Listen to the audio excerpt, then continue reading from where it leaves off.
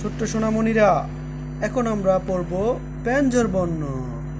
ক, খ, গ, গ, ঙ, ছ, ছ, বর্গীয় জ, জ, ঞ, ট, ঠ, ড, ড, মূর্ধন্য ত, থ, দ, দ, দন্তান্ন। আমরা আবার পড়ছি।